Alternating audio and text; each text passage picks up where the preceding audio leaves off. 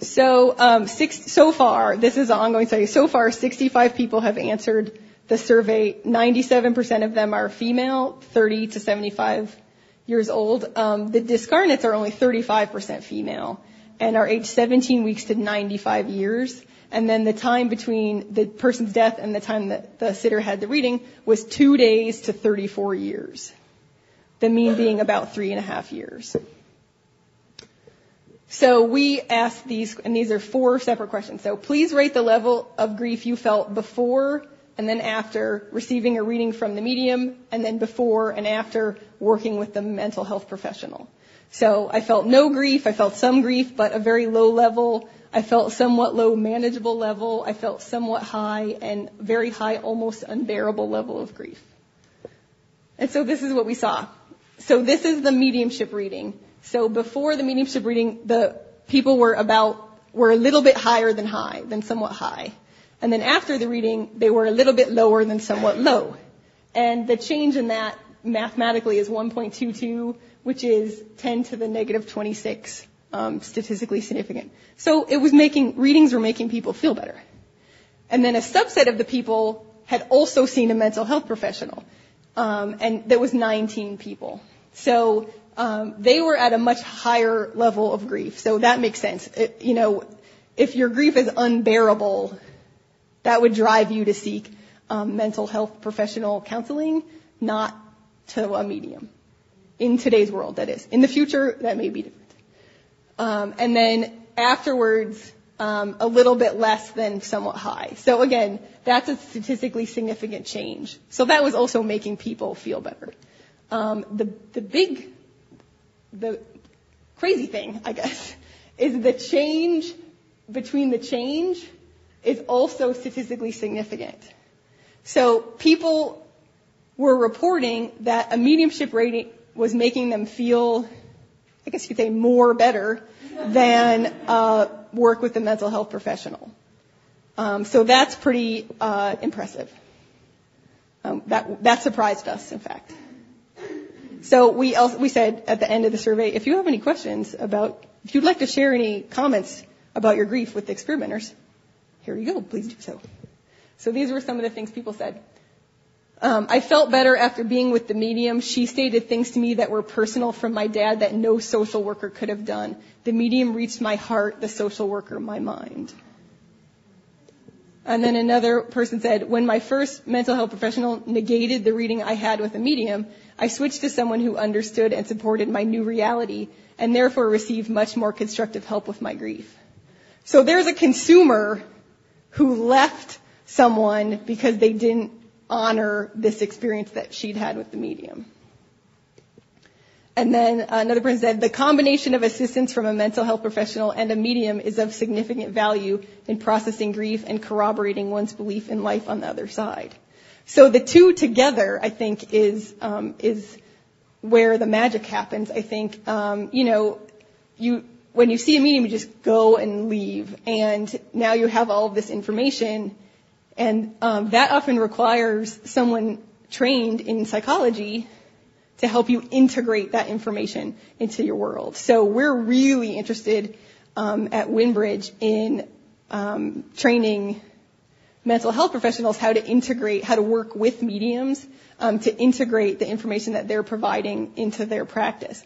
And we actually, one of the questions, well, I didn't include it here, was, did you tell your mental health professional about your reading and how did they respond? And actually, it was far more positive than you'd think. A number of the mental health professionals use the information from the mediumship reading in the therapy, which, any good therapist will use anything you bring in there to steer the direction of the session. But only one, I think, requested, or the advice was, don't see a medium anymore. Only one mental health professional of the people that responded to this. So I think that we were talking at lunch that there's a lot of things therapists don't publicize that they do, so there may be a lot of therapists out there that are integrating this into their practice. We'd like to bring it out into the open and actually study it. Have you published this This one isn't. This is just a pilot study, and we're still collecting data, so this is not published. And the limitations of it, as the N at this point is relatively small. It was a survey. We didn't consent the participants, so we were limited in what we could ask of them because we couldn't ask identifying information. So we have limited data. It was retrospective, so anytime you ask someone to report how they used to feel at a different time, that's always suspect. And we can't tease out the compound effect that the reading and the work with the mental health professional had together. So again, those are things we want to look at in the future. Again, funding permitted. At this point, our Step 8 grief training that the certified mediums go through is just reading one of these books and then writing like a little book report about what they found most interesting. And that's because I'm not a psychologist, Mark's not a psychologist, and so we don't have the expertise to train mediums in grief, but I've made a number of connections recently with people in the grief counseling field that have agreed to help me set up some kind of training for the medium so that they really will be trained like grief counselors are sort of trained. And they will be even more world-class mediums than they already are.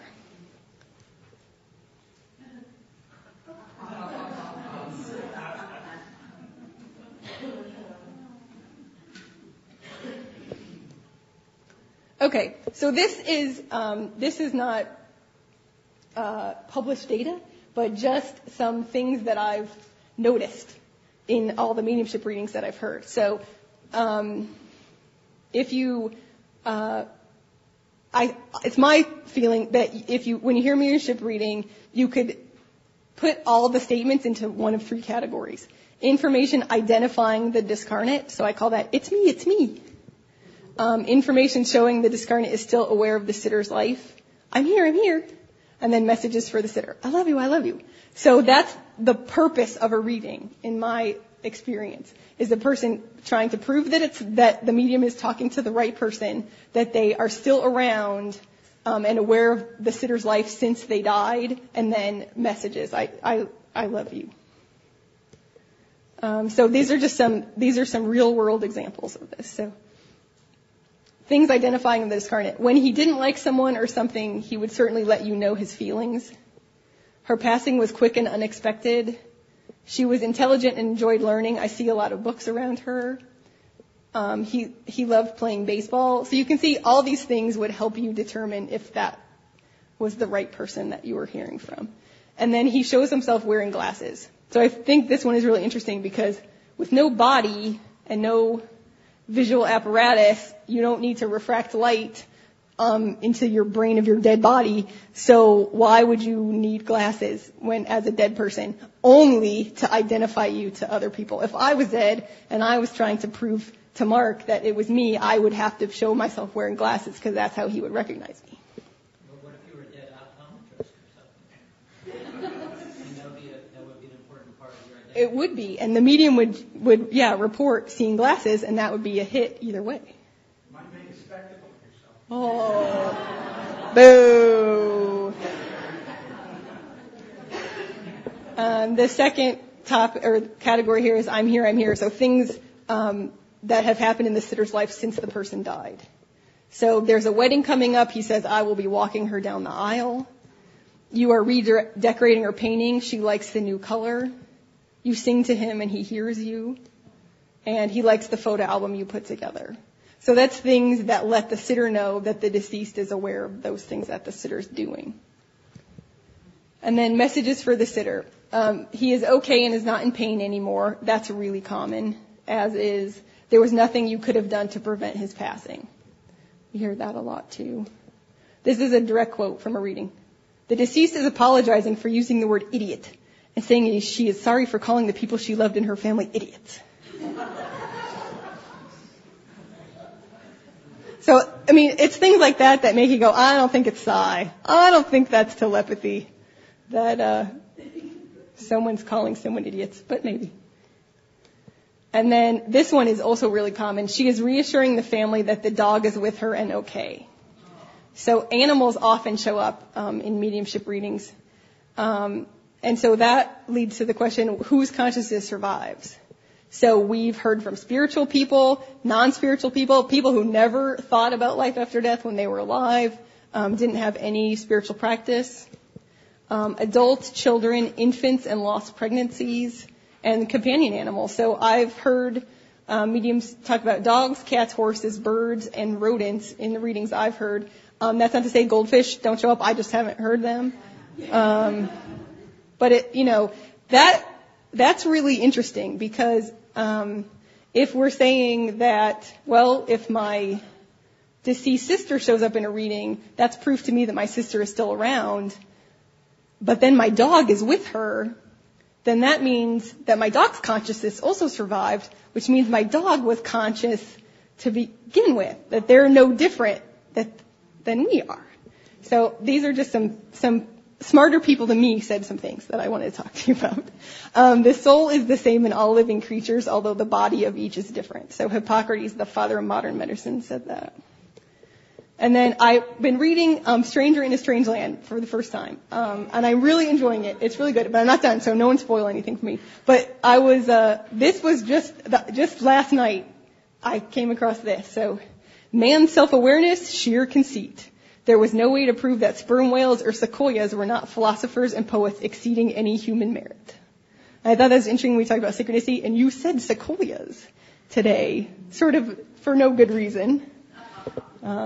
Yeah. And then Stephen Jay Gould, who he passed away, an archaeologist and science historian, said the most important scientific revolutions all include, as their only common feature, the dethronement of human arrogance from one pedestal after another of previous convictions about our centrality in the cosmos.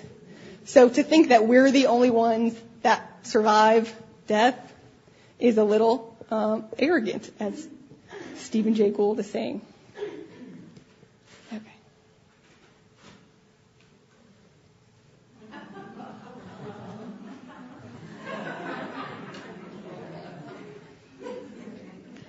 And if we have time, and if anyone cares, Mark and I have a remote staring experiment we did with our dog on a webcam.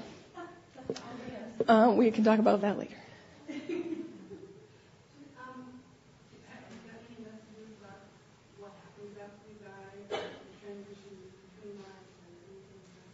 So the question is, have we got experience about what the afterlife is like? And yeah, clearly that's where we're headed. And we did one small study where that was part of the study, whereas we asked all these questions about the physical life, and then we asked all these questions about the afterlife. And it soon became apparent that the medium's own belief system about what the afterlife was like was playing into their answers. So when I was asking, like, what color hair did the person have? Often there's a pause while they listen or hear or see the person, and then the answer. And then I would say, what's the weather like there? Whatever the question was. And just the answer would come right away. And the Christian mediums talked about Jesus and and it seemed to follow the belief systems of the medium. So we don't use that anymore because it's hard to tease out what the dead are saying and what is the medium's opinion. Because the medium doesn't have an opinion about what color hair someone might have. So their own opinion doesn't get in the way of that. Let me say one more thing. So we're interested in our other research that we do with using technology to communicate with the deceased, where you don't have a human brain getting in the middle. Can you ask the deceased those questions? So that's, again, in the future. Sorry, Ruben. I thought about using media to consult with some great researchers on the other side and ask them how to structure to address this question. So the question is asking deceased scientists. Yeah. So when our mediums are certified, they can serve on different subcommittees. So we have like a new medium, so they help foster getting new mediums on board, and we have a discarnate scientist board that we don't take advantage of as often as we should, but where different people have reported through mediums that they're looking out for us and helping us along as we go. So it is something that we take into account. Yeah. Okay, so this is just some practical advice. If you would like to see a medium, this is my advice. So choose wisely. Again, on our website, we list the mediums that have been certified by Wimbridge. The Forever Family Foundation also certifies mediums. They're not a scientific organization. They do in-person readings, but it's still a process, and that's a place to go to. They're out of New York. Their website is foreverfamilyfoundation.org, I believe. But not to say that, the person on your street corner is not a good medium. Word of mouth, if you've heard something good about someone, by all means. Let me actually say this. People ask, you have 6 mediums on your list, on your website. How do I pick which one? And we don't recommend anyone specific, obviously. They're all wonderful. So we say go through and link out, go to each of the 6 websites, and one will speak to you. And you will know that that's the one that you're supposed to contact. So that's my advice there. Okay, ask the discarnate to be there. So we actually include this in our instructions to the sitter when we're training the sitter on they're going to do the rating system. We say right now, ask the person to please show up for our science experiment to the right medium at the right time. Don't worry about the fact that you don't know who it is or where it will be. They'll find the right person at the right time. And a number of mediums I've heard talk about that's a required step, that they need your permission to talk to your deceased person. So, you want to let the deceased know that you're interested in hearing from them. Remember that each medium's process is different. So whatever you've seen on TV, it's not going to be like that. Everybody works differently. And just, embrace however your medium works. Be aware of the information that the medium could guess just by seeing or talking to you. So if you have a really thick Southern accent and the medium says, I'm getting the South, that's not very impressive. I've only actually had one official mediumship reading in my life. And it was before I started working at the university with Dr. Schwartz, and the only research I had done was I had read this book called The Naked Quack, and it was written by like a psychic to the stars, and she was warning people about all the ways that fake psychics can scam you out of your money, and she had a chapter at the very end about mediumship readings, and she said, well, some people say if it makes you feel better, what does it matter if you saw a fake psychic? Who's that hurt? And she said it hurts the dead person. Like, imagine being that dead person, and your child or your husband or whatever goes to a medium, and you show up ready to go and say your messages, and the medium can't hear you at all and is just spouting, oh, she's saying this, and you're not saying any of that. And then your child or your husband walks out feeling like they just communicated with you and that they never need to see a medium again, and you never got to say what you wanted to say. So this person was saying it hurts the dead person when that happens. But her advice was, be aware of things that the medium could guess. So I went and saw this medium, and it was actually an in-person reading, and it was at the medium's home, and she opened the door. And she was about my age, and I said, oh, I have that skirt. And then I was like, damn it! She knows everything about me now! And I was I didn't control for anything. And I did all the wrong things before, and I created a code that my mom was supposed to say to her, but that doesn't eliminate telepathy, because I knew the answer to the code. So she could have been reading it out of my mind, which I think is a bullet point coming up here. So remember that you're grieving, and that colors your perception of everything that happens in the world. And that you may remember all the hits and not remember any of the misses. Provide as little information as possible to the medium, but provide the information the medium asks for, but remember that you did. So remember what you told the medium. Some mediums like the name, some like the relationship. Again, honor the medium's process, but remember what you've said. Because a good fake medium will take what you said, twist it, and make it sound like something new, and then you're very impressed. But it's you told her already. Remember that even the best mediums make plenty of mistakes. If we average all the certified mediums over all the studies that we've done, the hit rate's about 50%. So a good medium on average is wrong about 50% of the time. When we look at what people give control readings, it's about 20%. So about 20% of any reading is going to fit somebody. So don't expect, don't be disappointed if you're not in the 90s and the hundreds, because that's not realistic usually. And I should point out the caveat that those are controlled, blinded readings. When we get the medium on the phone and they're allowed to interact with the sitter, and it's a much more person-centered experience, then you can get up 80, 90%, definitely. But in this blinded condition where the sitter isn't involved at all, it's difficult. Appears to be more difficult to get the information. Document the info and review it later. You'd be surprised what people don't remember when they're sitting right there. So there's another dumb thing I did in my reading. So my sister came with me, and during the reading, the medium was saying, "I'm getting the name Anne." And we're like, "We don't know anyone named Anne. You're wrong, wrong, wrong." And we were very skeptical. And she's like, "No, your mom is being really adamant about this, the name Anne." And we were like, "No, we don't know anyone named Anne. Move on." And she was like, "No, your mom is being adamant about this." And she was like, "Maybe it's a middle name." And we went, "Oh, my sister's middle name is Anne." And that didn't make any sense to us. So and I've heard people that, forget all kinds of things. It's just a different experience. We haven't given the PCI to sitters yet, but I think that's maybe the next step. It's a very different experience to be the sitter in a reading. And you might not catch it all. So document the info and review it later. Only record something with the medium's permission, though.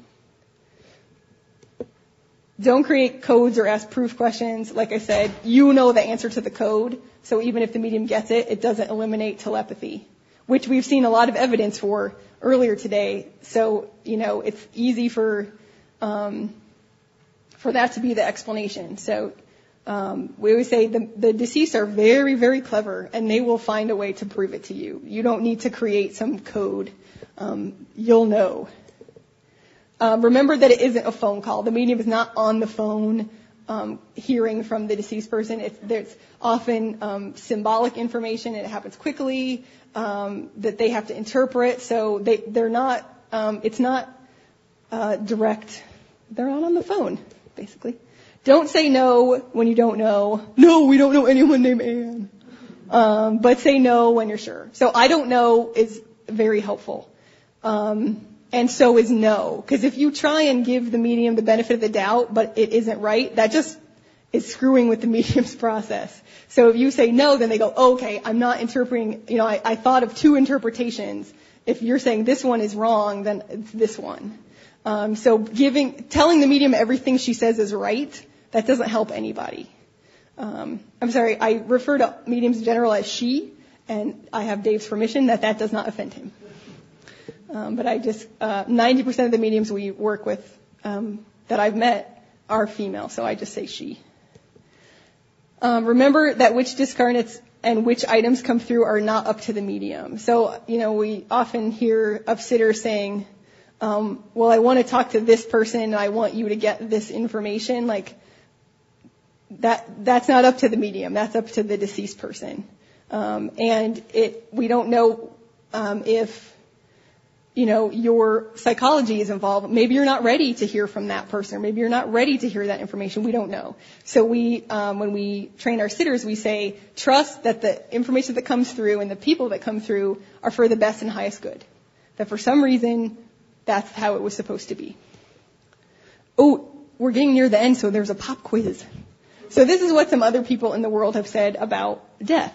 So Socrates said, "Death is one of two things. Either it is annihilation and the dead have no consciousness of anything, or as we are told, is really a change, a migration of the soul from one place to another."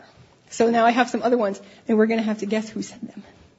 So the first one is, "Death is a natural part of life. Rejoice for those around you who transform into the Force." Anyone? Yoda is correct. To the well-organized mind, death is but the next great adventure.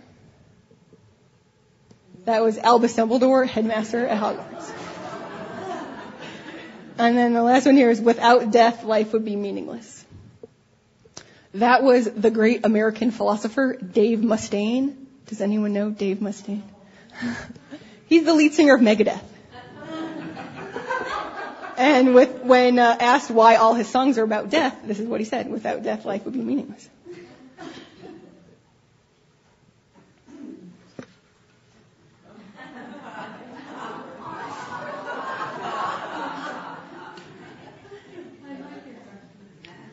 Notice all the crystal balls. There's always a crystal ball. Okay, so we've talked about all the data that we have and how it may help us lean toward survival over psi, but we still don't know. So these are the things we need to still figure out in the future. Do mediums get their information telepathically, or are they actually communicating with the deceased? Does participating in a mediumship reading help in grief recovery? Do measurable changes occur in the environment when a discarnate is present? What is the best way to interact and communicate with a discarnate? And the big ones, what happens when we die, and is there life after death? So, as you can imagine, this research is quite controversial, and the government doesn't fund it. So we rely on member and donor support to fund our studies. At Wimbridge, all donation dollars go to research. I know that that kind gentleman that funded my postdoctoral fellowship was very chagrined to learn that almost half of his donation went to university overhead and not to me. And at Wimbridge, our overhead is really, really low because our experiments take place over the phone. We don't even need a building. So all donation, $1 goes much further at Wimbridge than at great giant research organizations. We're allowed to research any topic because I'm director of research, and I don't have to answer to any dean or president or anything. I can decide. And then we're allowed to focus on research that's applicable to people's daily lives and that can best serve all living things. Again, we're not strapped down by what the dean thinks is important to investigate. Not that dean, the dean of the department, right? I recommend people go to our website where you can download our publications. There's a list of the Wimbridge certified research mediums. We have recommended books. Our news and events are listed there. You can sign up to be notified of upcoming events and things if you didn't already put your name on this list up here. And you can become a member of Wimbridge. And here comes a shameless plug. So members of Wimbridge receive our e-newsletter, which is quarterly, called Winds of Change. And so we have, Mark and I write some articles, but we have guest articles and some really interesting people about some really interesting topics. And then members also have access to this online community group site. So I like to call it our Facebook. So it's password protected, and just members of Wimbridge are on there. And so it has photos and different papers and things, and all the Wimbridge certified research mediums, and most of the Wimbridge Scientific Advisory Board is on there, and there's Ask a Medium and Ask a Researcher discussion forums. So you have access, you can email, and flippin' Dean Radin will write you back. It's awesome. So people have posted questions, and all 6 mediums have responded on their take on the question. It's a really neat tool. And then we have a bookstore, so this is our Amazon bookstore. If you do nothing else, I just ask that if you enjoyed yourself at all today, the next time you make a purchase on Amazon, whatever you're going to buy, if you go to our bookstore and just search, you can buy socks. You don't have to buy a book. We'll get like 2 cents on the purchase, but that could build up in the long run. So in our bookstore, we have like the different researchers and advisors have put their own favorites on there. So, for example, this is Dean's picks. Dean enjoys The Hitchhiker's Guide to the Galaxy and Quantum Reality Beyond the New Physics. There's some of the advisors have recommended music, and it's really neat. And we put new books on as they come out, and I think it's a real neat resource again. So I would like to acknowledge IONS for inviting me. The other Wimbridge researchers, Mark, Adam, Chad, and Mike, the current members of Wimbridge, at least one is here. Are there any other Wimbridge members here? Oh, Pop, that's right. Thank you very much. Everyone give a round of applause to the Wimbridge members.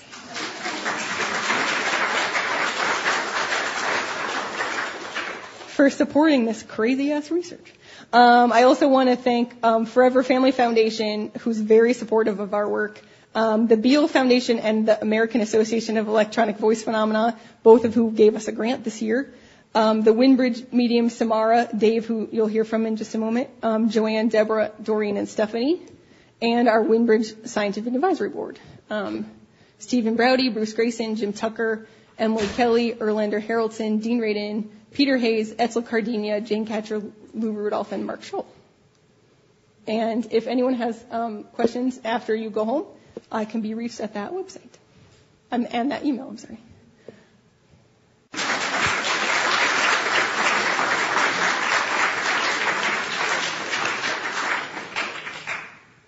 In the back. I had a general question. From the work that you've done, I guess it's a two-part. Has there ever been a time where a medium tried to reach someone and they couldn't? The question is, have I ever heard of a medium trying to reach someone that they couldn't? It hasn't happened in our research. I have heard of it happening. But we take so many steps to make sure that the person is someone that Sitter wants to hear from and that they ask them to be there and that they've come through in other ways before. And so it hasn't happened in our research, but I have heard of it happening. That might be a question that Dave can answer. Well, the reason I was asking is because does it seem like pretty much everyone goes to that place where they could be reached, or is there a possibility that there are souls that go farther that, can't be reached by a medium? I'm a scientist, so I cannot make any comments about the nature of the afterlife.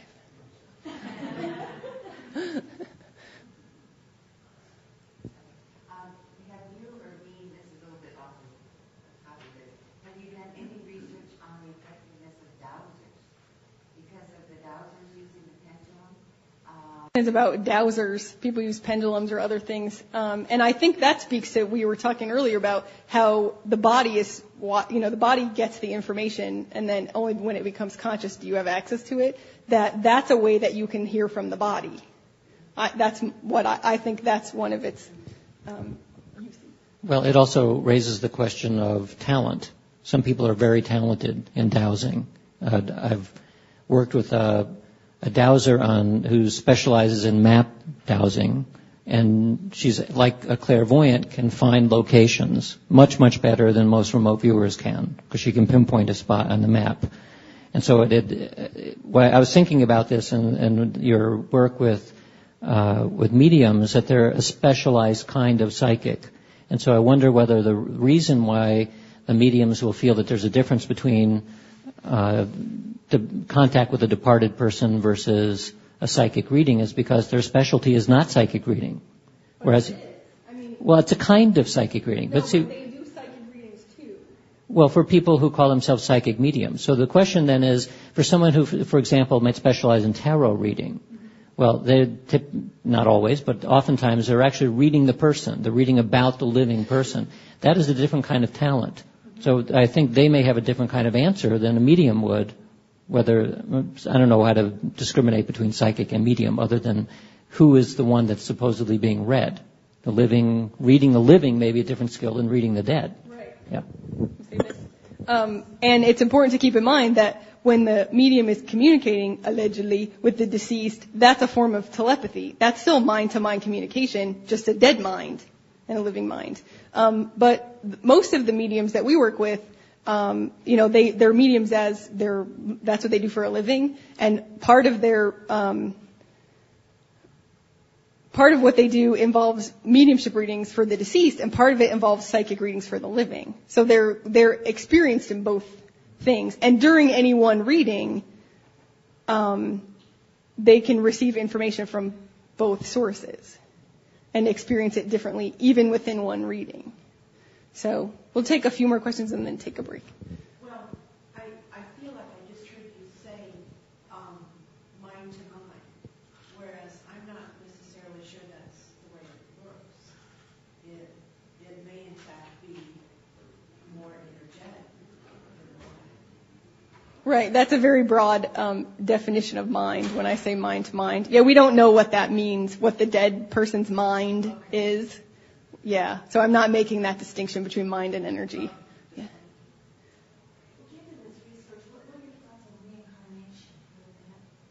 So the question is about reincarnation, and that's a really common question that we get. And Jim Tucker, who took over Ian Stevenson's work when he passed away, is on our advisory board. And the two are not mutually exclusive. I don't think that evidence for one denies the existence of evidence for the other. And there's, again, this is not something I can speak about as a scientist, but there's lots of different theories about, well, maybe part of you gets reincarnated and part of you stays. And like what I call me right now is just part of something else.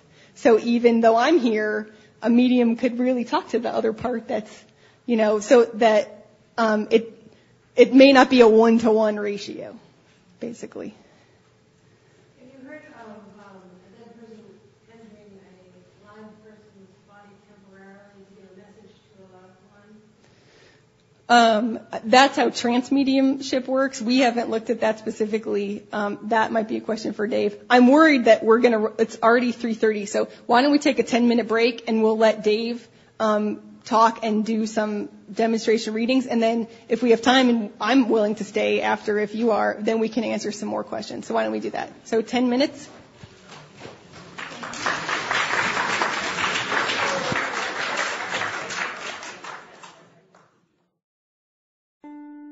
We hope you enjoyed this program from IONS.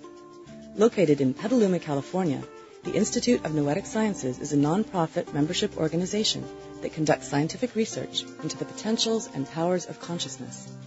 To learn more about IONS, please visit us at www.noetic.org or call toll-free 877-769-4667.